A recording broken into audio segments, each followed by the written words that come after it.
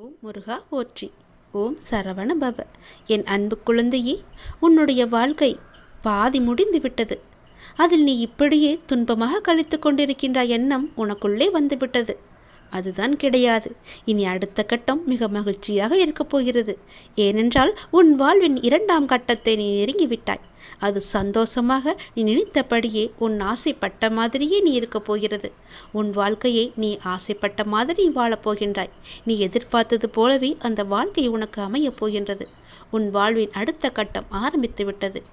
என்னால் உனக்கு எல்லாமே நல்லதாக அமைக்கும்படி நான் அதை உனக்கு மாற்றி அமைத்திருக்கின்றேன். இது உனக்கு பல நல்ல நல்ல அறிகுறிகளை எல்லாம் தந்து உன் வாழ்வை உனக்கு உச்சத்தை தொடும்படி அதை நான் அமைத்து வைத்திருக்கின்றேன். நிச்சயம் உன் வாழ்க்கை ஓஹோ என்று இருக்கும். உன்னுடைய கர்மக்களை எல்லாம் குறைத்து கொள்ள வேண்டும் என்று ஆசைப்பட்டால் அதற்கு ஒரே வழி, அதை நீ தைரியமாக அனுபவிப்பது மட்டுமே. நீங்கள் எப்போதும் என்னை நினைத்து கொண்டு என் மீது நம்பிக்கை கொண்டிருந்தால் அதை அனுபவிக்கும் சக்தியை நான் உனக்கு கொடுக்கின்றேன். அது துன்பம் என்ற எண்ணம் உன்னில் ஏற்படாதவாறு நான் செய்கின்றேன். உன் வாழ்வில் நல்லது நடக்க நான் அருள் புரிகின்றேன். பொறாமை என்கின்ற வேண்டாத குணத்தை பொறுத்தவரை நமக்கு எந்த ஒரு லாபமோ நஷ்டமோ கிடையாது. பொறாமை என்பது இன்னொருவருக்கு கிட்டியிருக்கும் லாபம். வளம் கண்டு தாளாமை. வேறு ஒருவருக்கு செல்வாக்கோ புகழோ கிட்டிவிட்டால் அது நம்மை எந்த வகையில் பாதிக்கப் போகின்றது? அது எதுக்கும் நமக்கு பாதிப்பு அடையாதல்லவா? நஷ்டமாக இருந்தாலும் அவரையே சேரும், செல்வமாக இருந்தாலும் அவரையே சேரும். வேறு ஒரு அதிர்ஷ்டம் கிடைத்துவிட்டால் அதனால் நமக்கு என்ன பயன் கிடைக்கப் போகுது என்று அதை அப்படியே விட்டுவிடு. அதை சகித்து கொள்ள முடியாமல் அவதூறாக பேசிக்கொண்டிருக்காதே. அவருக்கு நஷ்டம் ஏற்பட்டு விட்டால் நாம் தான் மகிழ்ச்சி அடைவோம். இது நல்லதா? அந்த மனிதன் பலம் பெற்றால் நமக்கு என்ன? நஷ்டம் ஏற்பட்டு விட்டது என்றால் அதனால் நமக்கு என்ன? ஆனால் ஜனங்கள் இப்படி சிந்திப்பதில்லை. அவனுக்கு நலம் கிட்டினால் நாமும் மகிழ்வோமே என்று எண்ண வேண்டும். நமக்கும் நலம் கிட்டியது என்று நாமும் பெறுவோம் என்றும் முயற்சி செய்து கொண்டிருப்போம் என்றும் நேர்மறையாக சிந்திக்க வேண்டும். நாமும் பாக்கியசாலிகள் எண்ண வேண்டும். அதே நலமும் நாமும் பெறுவோம் என்று முயற்சி செய்து பார். அதுவே உன்னுடைய விருப்பமாக மாறி நிச்சயம் நீயும் வெற்றி பெறுவாய். நம்மிடமிருந்து அவன் எதையுமே நம்மிடமிருந்து எடுத்துச் செல்லவில்லையே. அப்படி இருக்கும்போது அவனுக்கு கொடுப்பதை வைத்து நாம் ஏன் பொறாமைப்பட வேண்டும்? பொறாமை எண்ணத்தை விட்டுவிடு. கர்மாவின் பலனாக அவன் வளம் பெற்றான். அப்படி இருக்க அதை கண்டு நாம் ஏன் பொறாமைப்பட வேண்டும்? அந்த பொறாமை என்கிற குணத்தை விட்டால் மட்டுமே உன்னுடைய கர்மாக்கள் குறைத்து கொள்ள அதுவே சிறந்த வழியாக இருக்கும். பொறாமை என்பது நீ தெரிந்து செய்வதில்லை, உன்னை அறியாமலேயே அது வந்து விடுகிறது. அவன் ஏதோ ஒரு நல்ல விதத்தில் வாழ்ந்துவிட்டால் போதும். ஒரு சிரிப்பு சிரித்தால் கூட அது உன் மனதிற்கு ஏதோ ஒரு நெடுலாக தோன்றிக்கொண்டிருக்கும். அது நீ அறிந்து செய்யவில்லை, அறியாமல் செய்ததுதான் என்று சொல்கிறேன். நிச்சயம் உன் வாழ்க்கை மாறுவதற்கு நான் துணை இருக்கிறேன். என்னுடைய நாமத்தை சொல்லி அந்த பொறாமை என்கிற வேண்டாத குணத்தை எல்லாம் வெட்டி தூக்கி எறிந்துவிடு. நீ எதை வேண்டி என்னிடம் வந்தாயோ அது வரும். அதுவும் சித்திரை மாதம் முடிவதற்குள் அது உன்னை வந்து சேரும். மகிழ்ச்சியாகவே இருப்பாய். ஏனென்றால் உன் வாழ்வில் அடுத்த கட்டம் ஆரம்பமாகிவிட்டது. உனக்கு இப்போது நன்றாக புரிந்திருக்கும். இதுவரை கடினமாக இருந்த உன்னுடைய முதல் பாகம் இப்போது மகிழ்ச்சியான 2ஆம் பாகமாக மாறுவதற்கான அறிகுறிகள் எல்லாம் உன் கண்ணில் தென்பட்டிருக்கும். அதை நீயும் உணர்ந்திருப்பாய். அப்படி நீ உணரவில்லை என்றால் நீ வரும் நாட்களில் நிச்சயம் உணர்வாய். உன் வாழ்வின் அடுத்த கட்டம் மிக மகிழ்ச்சியாகவே உனக்கு பிடித்த மாதிரியே செல்லும். எப்படி இருக்குமோ என்ற பயமெல்லாம் வேண்டாம். நீ நினைத்த மாதிரியே உன் வாழ்க்கையின் அடுத்த கட்டம் ஆரம்பித்து விட்டது. சந்தோஷமாகவே அதை பெற்றுக்கொள். நல்லது உன் வாழ்வில் நடக்கும். உன்னுடைய துயரத்திற்கெல்லாம் முடிவு கட்ட வேண்டும் என்று நான் நினைத்து விட்டதால் உன் துயரத்திற்கான கடைசி நாளையும் நான் குறித்து விட்டேன். அது இன்றே நடக்கப் போகிறது. உன் துயரத்திற்கு இன்றே கடைசி நாள். அந்த பிரம்மன் எழுதிய தலையெழுத்தை நான் மாற்றப் போகிறேன். ஓம் சரவண பவ என்று என்னை நீ தொட வேண்டும். அந்த பிரம்மன் எழுதிய தலையெழுத்தை மாற்றி அமைக்கும் வல்லமை எனக்கே உண்டு. கிரகங்களினால் தோன்றும் தீமைகளை எல்லாம் விலக்கி நன்மைகளை செய்யும் கிரக ஞானம் எனக்கே உண்டு. உன் அப்பா மீது உனக்கு நம்பிக்கை இருந்தால் நிச்சயம் நான் உன்னை கைவிட மாட்டேன். இப்போது எனது பெயரை சொல். எப்படி சொல்லி அழைக்க வேண்டுமோ அப்படியே நீ சொல்லி என்னை அழைத்துப்பார். உன்னுடைய வாழ்வில் புது வழி பிறக்கும். வாழ்க்கையில் பல அதிசயங்கள் நடக்கும். அப்போது நீ என்னை வரவேற்க தயாராக இருக்க வேண்டும். உன்னுடைய மன வருத்தம் மாறப்போகின்றது. சில அற்புத நிகழ்வுகள் உன் வாழ்வில் அடுத்தடுத்து நடக்கப் போகின்றது. நான் உன்னை ஒருபோதும் கைவிட மாட்டேன் என்று நம்பும்போது இவையெல்லாம் உனக்கு சாத்தியமாகும். நீ கேட்டவற்றை உனக்கு நான் கிடைக்கச் செய்வேன். நன்மையும் தீமையும் மாறி மாறி வந்து கொண்டுதான் இருக்கும். இதுதான் வாழ்க்கை. மனிதனின் வாழ்க்கை இதுதான். அந்த கடவுளே மனிதனாக பிறந்தாலும் அவருக்கும் இந்த எல்லா நன்மையும் எல்லா தீமையும் நடக்கும். என்னை வணங்கும் உனக்கு தீமையின் தாக்கத்தை குறைத்து நன்மைகள் அதிகம் நடக்கும்படியாக உன்னுடைய வாழ்வை இப்போது நான் நடத்தி வருகின்றேன். கொஞ்சம் கொஞ்சமாக காயை நகர்த்தி வருகின்றேன். நிச்சயம் நீ வெற்றி பெறுவாய். உன் வாழ்வின் நல்ல மாற்றங்கள், நீ நினைத்து பார்த்திடாத அற்புதமான மாற்றங்கள் எல்லாம் உன் வாழ்க்கையில் நடக்கப் போகிறது. அந்த நல்ல மாற்றங்கள் நடந்து நீ மகிழ்ச்சியாக இருக்க வேண்டி என்னென்ன நிகழ்வுகள் எல்லாம் நடக்க வேண்டுமோ அது எல்லாமே உன்னுடைய வாழ்வில் நடக்கப் போகிறது. எல்லாமே உனக்கு சாதகமாக மாறப்போகிறது. இதுவரை உன்னுடைய வாழ்வில் உனக்கு இருந்த சில சிக்கல்கள் எல்லாம் எப்படி தீர்க்க வேண்டும் என்று அதற்கு விடை காண தெரியாமல் நீ தவித்து போய் நின்றிருந்தாய் அல்லவா? அதற்கு என்னென்னெல்லாம் முயற்சி செய்தாய் அல்லவா? உன்னுடைய மனம் வாடி போயிருந்தது அல்லவா? அதற்கெல்லாம் ஒரே தீர்வு தரப்போகிறேன். நீ நம்பும் என்னை நான் உன்னை கைவிட மாட்டேன் என்று நம்பும் உன்னை நான் உன்னை கைவிட்டு விட மாட்டேன். அந்த சிக்கல்கள் எல்லாம் தீரப்போகிறது. நீ என்னை நம்பு. அந்த நம்பிக்கை தான் அது தீர நீ போடும் முதல் விதை. அதை நான் நடத்தி தருவேன். தீராத வினையும் உன் தீர்க்கமான பக்தியால் தீரப்போகின்றது. நீ என்னுடைய செல்ல பிள்ளை அல்லவா? உன் வாழ்க்கையில் வரும் துயரத்திற்கு இன்றோடு கடைசி நாள். புரியவில்லையா? உன் வாழ்க்கையில் இருந்த அத்தனை துயரங்களும் விலக்கிவிட்டேன். இனி உன் வாழ்க்கையில் நல்லதுதான் நடக்கப் போகின்றது. கவலைப்படாமல் நிம்மதியாக இரு. என்னுடைய நாமத்தை நீ சொல்லிக் கொண்டே இரு. தெளிவான மனம் எல்லோருக்கும் இருப்பதில்லை. இந்த உலகியலில் உன்னை சுற்றி நடக்கும் சம்பவங்கள் உன்னை அதற்கேற்ப செயல்பட வைக்கும். ஞானத்தால் அதை உணர்ந்து அதிலிருந்து உன்னை விலக்கிக் கொள்ள வேண்டும். அது கொஞ்சம் கடினம்தான், ஆனால் உன்னால் முடியும். சில நேரங்களில் உன் கர்ம வினையால் நீ மாட்டிக்கொள்கின்றாய். ஆனாலும் என் மீது உனக்கு உள்ள நம்பிக்கையால் நீ மீண்டு வர செய்யும் முயற்சிகளுக்கு நான் துணையாக இருந்து உன்னை அதிலிருந்து மீண்டு வரச் செய்வேன். இந்த வாழ்வை வாழ்ந்துதான் ஆக வேண்டும் அல்லவா? இன்பம் துன்பத்தை சந்தித்தாலும் உன்னுடைய மனமானது சமநிலையில் இருக்க கற்றுக்கொள். எல்லாம் உன்னால் முடியும்.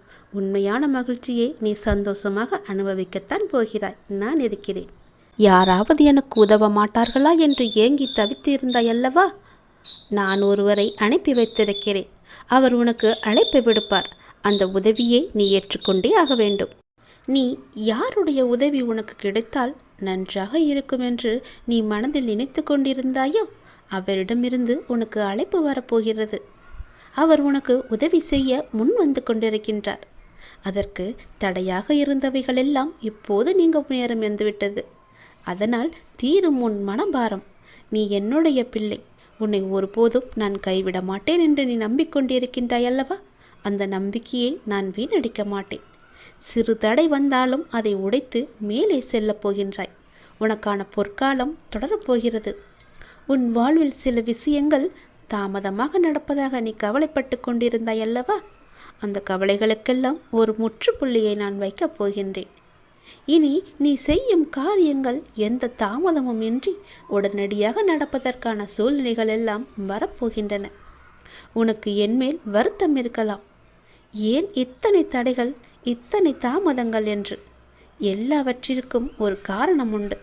அதனால்தான் இவ்வளவு நாட்கள் உனக்கு எல்லாம் தாமதமாகி கொண்டு வந்தன. இனி உன் வாழ்க்கை வேகம் எடுக்கப் போகிறது. நீ சுறுசுறுப்பாக செயல்படத் தொடங்கப் போகிறாய். உனக்கு எல்லாவற்றிலுமே வெற்றி கிடைக்கப் போகின்றது. நீ எதிர்பார்த்தது போலவே அது அமையப் போகின்றது. ஏனென்றால் நான் தேர்வு செய்த 1000 நபர்களில் நீயும் ஒரு நபர். நீயும் ஒருவராக என்னால் தேர்வு செய்யப்பட்டு விட்டாய். உன் திறமைக்கு நீ ஜெயித்து விட்டாய். நீ கவலையிலிருந்து விடுபட வேண்டிய நேரம் இது. கவலைப்படாதே. நீ கலங்க நான் பார்த்து கொண்டு இருப்பேனா என்ன? உன் மனம் கலக்கம் தெரிந்தால் உடனே உன் முன்னே வந்து நிற்பது நான் அல்லவா? மாயைகள் உன் கண்ணை மறைத்தாலும் நான் உன் முன்னே நிற்பது நிச்சயம். உண்மை. என் பெயரை தினமும் கூப்பிட்டு நாள்தோறும் முருகிக் கொண்டிருக்கின்றாய். அவ்வளவு எளிதில் நான் உன்னை விட்டு விட மாட்டேன். நான் வருகின்றேன். உனக்காக நீ கேட்டதை செய்து தருகின்றேன். உன் பிரார்த்தனையை நான் ஏற்றுக்கொண்டு விட்டேன். நீ கலக்கமடைய வேண்டாம். உன் பிரார்த்தனையை நிறைவேற்றி நிச்சயம் எல்லா நன்மையும் அடையும்படி நான் செய்கின்றேன். உன் வாழ்வில் பல நல்லதுகள் நடக்க நான் உனக்கு துணை இருக்கின்றேன். தெளிவான மனதோடு எப்போதுமே இரு. எல்லோருக்கும் அந்த தெளிவான மனம் கிடைப்பதில்லை. நீ என்னுடைய பக்தன் என்பதால் அதை நான் உனக்கு தந்திருக்கிறேன். நான் தேர்வு செய்தேன் பல நபர்களை. அதில் உனக்கே அந்த பெயர் கிடைத்தது என்றால் நீ எவ்வளவு பெரிய பாக்கியசாலி. நீ என் முன்னால் வந்து நிற்கப் போகின்றாய். 1000 நபர்களில் நீ ஒருவராக தேர்வு செய்யப்பட்டு விட்டாய் அல்லவா? அதனால் உன் வாழ்க்கை இனி வேகம் எடுக்கப் போகின்றது என்பதை நீ உணர்ந்து கொள்ள வேண்டும். உன்னுடைய திறமை இத்தனை நாட்களாக ஒளித்து வைத்திருந்தாய். பல முறை முயற்சி செய்தும் தோல்வி அடைந்திருந்தாய். அந்த தோல்வியை கண்டு பயப்படாமல் துவளாமல் மீண்டும் மீண்டும் நீ எழுந்து வந்ததால் இந்த திறமைக்கான நல்ல பலன் உன்னை வந்து சேர்ந்திருக்கின்றது. அந்த 1000 நபர்களில் நீ ஒருவராக இருப்பதால் வெற்றி மேல் வெற்றி உனக்கு கிடைக்கப் போகிறது. இனி உன் கவலை எல்லாம் தூர ஓடப் போகிறது. கவலையிலிருந்து நீ விடுபட போகின்றாய். உன் திறமைக்கான பலன் நிச்சயம் உன்னை வந்து சேர்ந்து நல்வழியில் உன்னை அழைத்துச் செல்லப் போகின்றது. நான் உன்னை விதியின் பிடியிலிருந்து காப்பாற்ற நினைக்கின்றேன். உன் விதியை உனக்கு வேலை செய்தாலும் அந்த விதியை முறியடிக்க நீ செய்ய வேண்டியது ஒன்றே ஒன்றுதான். உடனே சென்று எதையும் யோசிக்காமல் என் திருநீற்றை எடுத்து பூசிக்கொள். ஓம் பழனி முருகா என்று சொல்லி என் திருநீரை எடுத்து பூசு. உடனே செல். கேட்டுவிட்டு பிறகு எல்லாவற்றையுமே செய். நல்லது நடக்கும். இது எல்லாமே விதியின் செயல் என்று நீ நினைத்து கொண்டிருக்கின்றாய் அல்லவா? உன்னுடைய விதியை நான் முறியடிக்க என்னுடைய உதியை நான் உனக்கு தருகிறேன். இப்போதே நீ பூஜை அறைக்கு சென்று என்னுடைய உதியை எடுத்து உன் நெற்றியில் பூசு. உடனே சென்று என் உதியை பூசு. மறந்து விடாதே. சீக்கிரமாக செல். உன் விதியை நான் முறியடித்து காமிக்கின்றேன். படத்தவனை வந்து பாடங்கள் எடுத்தாலும் புத்தியை இழந்தவனுக்கு புரிய போவதில்லை. பாவங்கள் என்னும் பாதையில் பயணத்தை அவன் நிறுத்தவே மாட்டான். அவனே முட்டாளாகவும் இருப்பான். நீ என்னுடைய குழந்தை, புத்திசாலி. நான் சொல்வது போலவே செய். சிலரை நீ முக்கியம் என நினைக்கும் வரையில்தான் உன்னால் அவர்களுக்கு கஷ்டத்தை ஏற்படுத்த முடியும், காயத்தை கொடுக்க முடியும். சிலரை நீ கண்டு கொள்ளாமல் இருந்து பார். உன்னுடைய மன வலிகள் எல்லாமே குறையும். நீயே அதை உணர்வாய். உன்னை துரத்தி கொண்டு இருக்கும் கடுமையான துயரத்திலிருந்து விடுபட முடியாமல் கடும் வேதனை அடைந்து அதை பகிர்ந்து கொள்ளக்கூட எவரையும் இல்லையே என்று கலங்கி கொண்டு இருந்த உன்னை நானே தேர்ந்தெடுத்து உன் துயத்துடைக்க உன்னை தேடி நீ இருக்கும் திசையை நோக்கி ஓடி வந்திருக்கின்றேன். நான் விரும்பாமல் எவரும் என்னை தேடி வர முடியாது. அது உனக்கு நன்றாகவே தெரியும். இழந்ததை எல்லாம் உனக்கு மீட்டு தரப்போகின்றேன். உனது முன்னோர்களும் உன்னை பெற்ற தெய்வங்களும் செய்த பூர்வ ஜென்ம பந்தமும் புண்ணியங்களும் என்ன தெரியுமா? நான் உனக்கு மானசீக குருவாக கிடைத்ததுதான். அதனால் நான் உன்னை தேர்ந்தெடுத்து உன்னை தேடி உன்னுடன் இருப்பதற்காக உன் இல்லம் தேடி வந்திருக்கிறேன். எந்த சூழ்நிலையிலும் தனிமையில் இருக்கும்போது எனக்கு யாருமே இல்லையே, எனக்கு யார் இருக்கிறார்கள், எனக்கு உதவி செய்ய எவரும் கிடையாது என்று நினைக்காதே. எப்படி நடத்தப் போகிறேன் என்று பார். கண்ணீர் மல்க எனது பாதங்களில் விழுந்து அழுது கொண்டிருக்கின்றாய் நீ. காத்திரு, பொறுமையாக இரு. உனக்கு வேண்டியதை செய்ய நான் இருக்கும் பொழுது எதற்கும் நீ கலங்கக்கூடாது. தக்க சமயத்தில் உன்னை தேடி வந்து வேண்டியதை தந்து உன்னை வழி நடத்தி செல்லவே நான் இருக்கின்றேன். நீ விரும்பிய தோற்றத்திலேயே நான் உன் முன்னே தோன்றுவேன். உன்னை பாதுகாத்து வழி நடத்தி உயர்த்துவதே எனது தலையாய கடமையாக நான் எழுதி வைத்து விட்டேன். மீண்டும் உனது கைகள் ஓங்கப் போகின்றது. நான் இருக்கும் இடத்தில் எவரையும் நான் நெருங்க விட மாட்டேன். நான் உன்னுள்ளே, உனக்குள்ளே, உன் வீட்டிலேயே நான் இருக்கின்றேன். எந்த சூழ்நிலையிலையும் நான் கைவிட்டு விட மாட்டேன் என்ற நம்பிக்கை உனக்குள் ஆழமாக புதைந்து கிடக்கிறது. நீ படிப்படியாக உயரப் போகின்றாய். அதை நானும் கண்டு ரசிக்கப் போகிறேன்.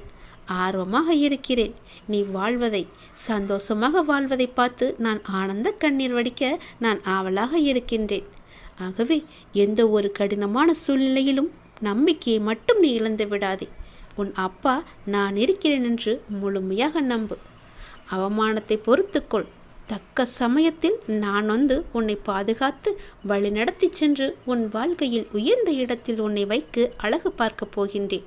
என்னுடைய ஆசையை நிறைவேற்ற இப்போதே உன்னை தயார்படுத்திக்கொள். நீ சந்தோஷமாக இருக்கப் போகிறாய். நல்லது நடக்கப் போகிறது. தினமும் வருமானத்திற்கு என்ன செய்வது என்று யோசித்து கொண்டிருந்தாய் அல்லவா? ஒரு அதிர்ஷ்ட காற்று, அதிர்ஷ்ட வாய்ப்பு உன் வீட்டு கதவை தட்டப் போகின்றது. அதை பயன்படுத்தி கொண்டு நீ வாழ்க்கையில் முன்னேற வேண்டும். அதுவே உன் வாழ்க்கையின் நிலையான வருமானத்திற்கு வழிகாட்டும். இது என் மீது சத்தியம்.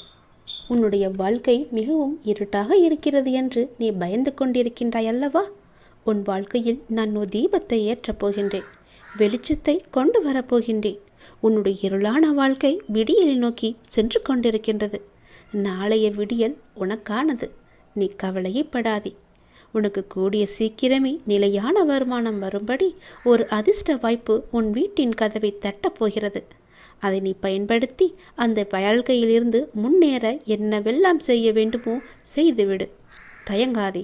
என் ஆசீர்வாதம் உனக்கு என்றுமே உண்டு. கடவுள் எப்பொழுதுமே உடைந்த பொருட்களை ரொம்ப அழகாக பயன்படுத்துவார். உடைந்த மேகங்கள் தான் மழை பொழியும். உடைந்த நிலம்தான் உழும் வயலாகும். உடைந்த நெல்தான் விதையாகும். உடைந்த விதைகள்தான் புதிய செடிகளுக்கு வாழ்க்கையை கொடுக்கும். அதனால் எப்போதாவது நீங்கள் உடைந்து நொறுங்கினால் நாங்கள் இருக்கின்றோம் என்று நம்ப வேண்டும். கடவுள் உங்களை பெரிய விஷயத்திற்காக தயார்படுத்துகிறார் என்று நீ நம்ப வேண்டும். எப்போதாவது அப்படி ஒரு நிலைமை வந்தால் என் பெயரை சொல்லி ஒரு நிமிடம் கண்மூடி என் உருவத்தை உன் மனதில் கொண்டு வா. உனக்குள் இருக்கும் மனக்குழப்பம் எல்லாம் தீரும். நீ தீர்வை தேடிக்கொண்டிருந்தால் அதற்கான நல்ல தீர்வும் உனக்கு கிடைக்கும். தொடர் தோல்விகள், இழப்புகள், நிம்மதியில்லை, தூக்கமில்லை, எதையும் என்னால் சாதிக்க முடியவில்லை, ஏன் எதற்காக இந்த நரக வாழ்க்கை என்று உன் மனதில் தோன்றும் எண்ணங்களிலிருந்து நீ முதலில் வெளியே வா. நான் சொல்ல வருவதை கொஞ்சம் காது கொடுத்து கேள். வாழ்க்கை என்றாலே ஏற்றம் இறக்கம் கலந்த ஒன்றுதானே. அதை லாபகமாக நகர்த்தி செல்வதில்தான் நீ உன்னுடைய சிறப்பு இருக்கிறது. தனித்தன்மை இருக்கிறது. உலகில் வாழும் எல்லோர் வாழ்க்கையிலும் எல்லா சூழலும் ஒன்று போல அமையாது. அது அன்பு, காதல், தேடல், வளர்ச்சி, ஆசை என எதுவாக வேண்டுமானாலும் இருக்கலாம். எதுவுமே அளவுக்கு மீறி போகும்போது அது சிக்கலில் போய் கொண்டுவிடும். அடுத்தவர்களின் துயரங்களை கேட்கும்போது அதை ஆள் மனதிற்கு கொண்டு சென்று நம் வாழ்விலும் இப்படி நடக்குமோ என்று நீயே கற்பனையாக யோசிக்காதே. அந்த சந்தேகமே உண்மையாக உன்னை சுற்றியுள்ளவரிடமிருந்து உன்னை எப்பொழுதும் பிரித்துவிடும். இதை எப்படி சொல்வது என்ற எண்ணமெல்லாம் உனக்கு வேண்டாம். மனதில் உள்ள குப்பைகளை உனக்கு நம்பிக்கை உரியவர்களிடம் கொட்டிவிடு. ஒரு காகிதத்தில் எழுதி பிறகு அதை அக்னிக்கு இரையாக்கிவிடு. உன் மனதை ஒருநிலைப்படுத்தி தியானம் செய். தியானத்தின் போது எல்லா எதிர்மறை சக்தியும் என்னை விட்டு விலகிவிடும் என்ற எண்ணத்தோடு நீ தியானம் செய். தோல்விகள் என்பது நிரந்தரமல்லாத ஒன்று. எதையும் எப்போதும் புரிந்து கொண்டு செயல்படு. அழுத்தம் வராது. மாறாக நேர்மறை எண்ணங்கள் உன்னை சூழ்ந்து பாதுகாத்து கொண்டிருக்கும். உன் மனக்குறைகள் எல்லாவற்றையுமே நீங்கிவிடும். அதை உணர்ந்து அதற்கேற்ப விழிப்புணர்வுடன் திறம்பட செயல்பட நீ கற்றுக்கொள். உன் வாழ்க்கையில் நான் இருக்கின்றேன் நிழலாக. எப்போதுமே நான் இருக்கின்ற நம்பிக்கையோடு நீ செயல்படு. உன் இருளான வாழ்க்கை இருண்டு கொண்டே இருக்கிறது என்று பயப்படாதே. அது விடியல் நோக்கி போய்க் கொண்டிருக்கிறது. நாளைய விடியல் உனக்கானது. அதில் நீ சந்தோஷத்தை மட்டுமே நீ அனுபவிப்பாய். நான் உனக்கு பல வாய்ப்புகளை கொடுத்தேன். அவற்றை எல்லாம் இழந்து விட்டாய். முதல் முறை கொடுத்த வாய்ப்பையும் நீ தெரியாமல் தவற விட்டு விட்டாய். இப்போது உன்னை தேடி இரண்டாவது வாய்ப்பு வரும். அதை நீ தவற விட்டு விடாதே. அதை பயன்படுத்தி கொண்டு தக்க சமயத்தில் நீ முன்னேற என்ன செய்ய வேண்டுமோ அதை நீ செய். நான் உனக்கு துணையாக இருக்கிறேன். தவறவிட்டு பிறகு நீ வருத்தப்படாதே. இந்த முருகன் உனக்கான வாய்ப்பை கொடுத்திருக்கிறேன். பிடித்துக்கொள். நல்லது நடக்கும். நீ வாழ்வில் முன்னேறுவாய். நீ வாழ்வில் எவ்வளவு கீழே சென்று விட்டாலும் உன்னை வெகு விரைவில் மேலே உயர்த்தி கொண்டு வரப்போகின்றேன். அதற்கு காரணம் நீ என் மீது வைத்திருக்கும் நம்பிக்கையின் பக்தியும் தான். இந்த சூழ்நிலையும் என்னுடைய அப்பா எனக்காக வருவார், என்னுடைய அண்ணன் எனக்காக வருவார், என்னுடைய குரு, நான் முழுமையாக நம்பியிருக்கும் என்னுடைய குரு எனக்காக வருவார் என்று நீ காத்திருக்கின்றாய் அல்லவா? உன்னை கைப்பிடித்து மேலே நான் உயர்த்தப் போகின்றேன். உன்னுடைய வாழ்க்கையை நான் மாற்றப் போகின்றேன். உன் நம்பிக்கையை காப்பாற்றப் போகின்றேன். மகிழ்ச்சியாக இரு என் செல்லமே. நீ நிச்சயம் உன்னுடைய வாழ்க்கையில் நீ உயர்ந்த நிலைக்கு வரப்போகின்றாய். உன்னுடைய வாழ்க்கையை நான் பிரகாசமாக மாற்றும் ஒரு வாய்ப்பு உனக்காக 2வது முறை வருகின்றது. ஒரு முறை நீ தவற விட்டுவிட்டாய். மீண்டும் இதை விட்டுவிடாதே. அதற்காக நீ கண்ணீர் வடித்ததும் நான் இன்னும் மறக்கவில்லை. முதல் வாய்ப்பு உன் கை நழுவி விட்டது என்று நீ வருத்தப்பட்டு கொண்டிருப்பது எனக்கு தெரிகிறது. 2வது வாய்ப்பை நான் உனக்கு தருகிறேன். இதை நீ சர்வ சாதாரணமாக நினைத்து தவற விட்டு விடாதே. இறுக்கமாக பிடித்துக்கொள். இந்த முறை நீ நிச்சயம் தவறவிட மாட்டாய் என்ற நம்பிக்கையில் இதை நான் உனக்கு தருகிறேன். உன் வெளிச்சத்தின் பேரொளியாய் நான் உன் இதயத்தினுள்ளே வந்து அமர்ந்து விட்ட பிறகு எந்த இருளை கண்டு நீ ஏன் பயப்பட வேண்டும்? உனக்கு பயம் இருக்க கிடையவே கிடையாது. உனக்கு கிடைக்கப் போகும் பிரகாசத்தில், நான் ஏற்றிய தீபத்தின் பிரகாசத்தில் நீ மற்றவருக்கும் ஒளி தந்து நல்ல வழிகாட்டியாக நீ வாழப்போகின்றாய். நீ அனுபவித்த துன்பங்கள் எல்லாமே முடிவுக்கு வரப்போகின்றது. எப்படி சரியாக போகிறது என்று நீ மலைக்கும் விஷயங்கள் எல்லாம் ஒன்றுமில்லை என்னும் அளவிற்கு மாயமாக மறைந்து போகப் போகின்றது. கவலைப்படாதே. இந்த நிலை கூடிய விரைவில் மாறப்போகிறது. எப்படி வேண்டுமானாலும் வாழலாம் என்பது வாழ்க்கை இல்லை. இப்படிதான் நாம் வாழ்ந்தாக வேண்டும் என்று நீ ஒரு கோடு போட்டு வாழ்ந்து கொண்டிருக்கின்றாய் அல்லவா? அதற்கு பெயர்தான் சிறந்த வாழ்க்கை. வாழ்வில் நீ வெற்றி பெற வேண்டுமானால் பயனில்லாதவற்றை பேசி உன்னுடைய பொழுதை நீ வீணாக்காதே. பயனுள்ளதை பேசு, அல்லது மௌனமாக இருக்க பழகிக்கொள். அதுதான் உனக்கு நல்லது. வாழ்வில் எவ்வளவு முன்னேற நினைக்கின்றமோ அந்த அளவிற்கு பலரின் அர்த்தமற்ற பேச்சுக்களை நீ சகித்து கொண்டுதான் ஆக வேண்டும். வாழ்க்கையில் நீ மகிழ்ச்சியாக இருக்க என்ன செய்ய வேண்டும் என்று யோசிக்க வேண்டுமே தவிர அடுத்தவர் என்ன செய்து கொண்டிருக்கின்றார்கள் என்று நீ பார்க்கக்கூடாது. முதலில் உன்னை நீயே பார்த்துக்கொள். நாம் செய்வது சரியா தவறா என்று 2 முறைக்கு பல முறை யோசித்து செய். என் வார்த்தைகளை நீ கேட்பாய் என்ற நம்பிக்கையில் இத்தனை நாட்களாக நான் சொல்லிக் கொண்டிருந்தேன். இனியும் சொல்லுவேன், நீ கேட்பாய் என்ற நம்பிக்கையில். ஒரு முறை கொடுத்த வாய்ப்பை உனக்கு மறுமுறை தருகிறேன். யாருக்கும் இல்லாத வாய்ப்பு உனக்கு கிடைக்கப் போகிறது 2ஆம் முறையாக. அதை நீ தக்க வைத்து கொள்ள வேண்டியது உன்னுடைய கடமை. கொடுப்பது என்னுடைய பொறுப்பென்றால் அதை தக்க வைத்துக் கொள்வது உன்னுடைய கடமை. நான் சொல்வது புரிகிறதா? கவலைப்படாதே, நான் இருக்கிறேன். உன்னோடு எங்குமே நான் இருப்பேன். உன் வீட்டில் ஒரு நல்ல நிகழ்வு நடக்க வேண்டும் என்று நீ ஆசைப்பட்டு கொண்டிருக்கின்றாய். உன் விருப்பம் போலவே அது நடக்கும். உன் மனம் போலவே அது அமையும். நீ எதிர்பார்த்தபடியே நல்ல நிகழ்வுக்கான ஏற்பாடுகளை எல்லாம் செய். உன் வீட்டில் சுப நிகழ்ச்சி நடந்தே ஆக வேண்டும். அதற்கு துணையாக நான் இருப்பேன். உன் அப்பன் கந்தன் நான் இருப்பேன். திருச்செந்தூர் வந்து நீ என்னை பார்க்க வேண்டும். அந்த சுப நிகழ்ச்சி நடந்து முடிந்த பிறகு நீ என்னை வந்து என் கோவிலில் வந்து என்னை பார்த்துவிட்டு போ. நிமிடத்திற்கு நிமிடம் நின்று விடாமல் மாறிக்கொண்டே இருக்கும் எதையும் மனதிற்குள் பிடித்து வைக்க நீ முற்பட வேண்டாம். இருக்கும் வரை மகிழ்ச்சியோடு இரு. இல்லை என்று ஆன பிறகு நிம்மதியோடு இரு. அது எனக்கானது இல்லை என்று. உன் வீட்டில் மங்களகரமான நிகழ்வுகள் எல்லாம் நடைபெறப் போகின்றது. அதற்கான முயற்சியை உடனே நீ செய். நிச்சயம் உனக்கு வெற்றி கிடைக்கும். இந்த அப்பாவின் ஆசியோடு நீ கேட்டது கிடைக்கும். நீ நினைத்தது நடக்கும். நீ மகிழ்ச்சியாக வாழப்போகின்றாய். உடனே அதற்கான ஏற்பாடுகளை எல்லாம் செய். உன் வீட்டில் மங்களகரமான நிகழ்வுகள் நடந்தே ஆக வேண்டும். இந்த அப்பாவின் வாக்குப்படி நிச்சயம் அது நடக்கும். உனக்கு ஒரு சின்ன அறிவுரை சொல்கிறேன், கேள். நான் என்கின்ற ஆணவம், அவனா என்ற பொறாமை, எனக்கு என்கின்ற பேராசை, இந்த 3 குணங்களுமே மனிதனை நிம்மதியாக வாழவிடாது. நான், அவனா, எனக்கு என்ற இந்த 3 வழிகளையும் நீ ஞாபகத்தில் வைத்துக்கொள். இது உன்னிடத்தில் இல்லை என்றால் நிச்சயம் உன் வாழ்க்கை நிம்மதியாக இருக்கும். நான் சொல்வதை நீ ஏற்றுக்கொள்வாய் என்ற நம்பிக்கை எனக்கு இருக்கிறது. என் மீது மாறாத அன்புடன் நீ எப்பொழுதும் இருப்பாய் என்பது எனக்கு தெரியும். அதனால்தான் இந்த அறிவுரையை நான் உனக்கு சொல்கின்றேன். இது எனது மனதிற்கு மகிழ்ச்சியை தந்தது. காலமெல்லாம் உனக்கு நல்ல காவலாக இருக்க வைத்துள்ளது. கடந்த காலங்களை திரும்பி பார்க்க சற்று அவகாசம் நீ எடுத்துக்கொள். எவ்வளவு கடினமான பாதைகளை எல்லாம் கடந்து வந்திருக்கிறாய் என்பதையும், காலம் எவ்வளவு தூரம் உனக்கு கற்று தந்துள்ளது என்பதையும் நீ சீர்தூக்கி பார். கூட்டத்தோடு கலகலப்பாக சிரித்த நேரங்களும், தனிமையில் புலம்பி தவித்த காலங்களும் குடும்பத்தோடு சேர்ந்து கழித்த பொழுதுகளும் இல்லாமல் போய்விட்டன. நீ சந்தித்த நபர்களில் பலர் இப்போது உன்னுடன் இல்லாமல் போனார்கள். ஆனால் நீ தனிமையில் நடந்த போதெல்லாம் தடம் பதிக்காமல் உன்னோடு நான் வந்த சமயங்கள் கொஞ்சம் நஞ்சமல்லவே. நீ நடந்து வந்தபோது பாரத்தை சுமந்து இருந்தாய். உறுதியுடன் நான் காப்பாற்றினேன். சோதனையின் போது உன்னை புடமிட்டு உன் நம்பிக்கையை திடப்படுத்தினேன். இத்துடன் நீ ஒளிந்து விடுவாய் என உனக்கு விரோதமாக பேசினார்கள். நானோ உன்னை அவர்கள் கண்கள் முன்பாக உயர்த்தி நன்மைகளை செய்ய வைத்தேன். கடனில் மூழ்கி விடுவாய் என்றார்கள்.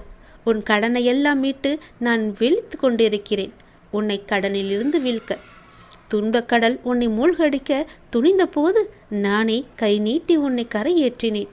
சத்குருவாக, நல்ல அப்பாவாக. தனிமையாக இருந்தபோது உனக்கு வீடு வாசல் உறவு என வாழ்க்கை கொடுத்தேன். வம்பு வழக்குகளை உனக்கு சாதகமாக்கவே செய்தேன். எல்லோரும் தங்கள் செல்வத்தை குறித்தும் செல்வாக்கை குறித்தும் பெருமை பாராட்டினர். நீயோ அடக்கமாக உனது நாவை காத்து வந்தாய்.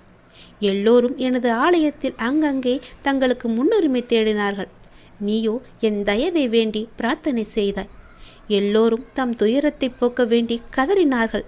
நீயோ எனது கட்டளைப்படி அவற்றை சகித்து கொண்டாய். நான் நன்மை செய்யும் நாளுக்காக காத்திருந்தாய். உன் கண்ணீரின் அளவை நான் அளந்து பார்த்து அதற்கு ஏற்ற நியாயத்தை செய்தேன்.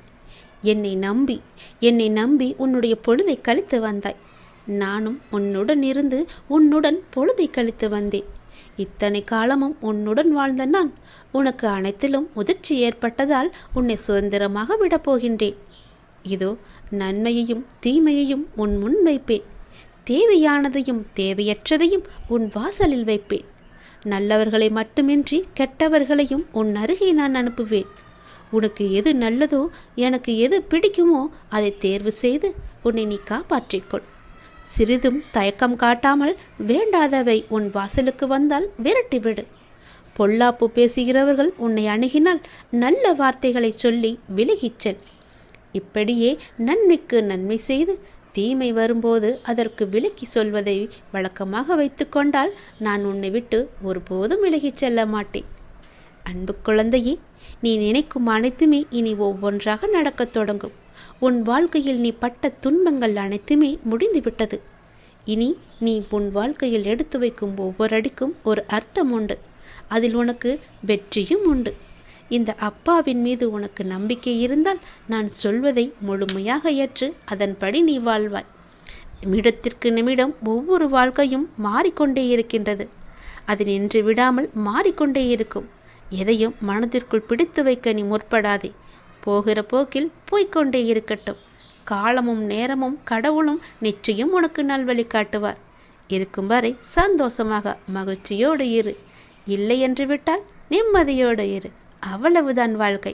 உன் வாழ்க்கையில் நல்லது நடக்க, உன் வீட்டில் மங்களகரமான நிகழ்வுகள் நடக்க நீயே உடனே முயற்சி செய். நல்லது நடக்க வேண்டும் உன்னுடைய வீட்டில்.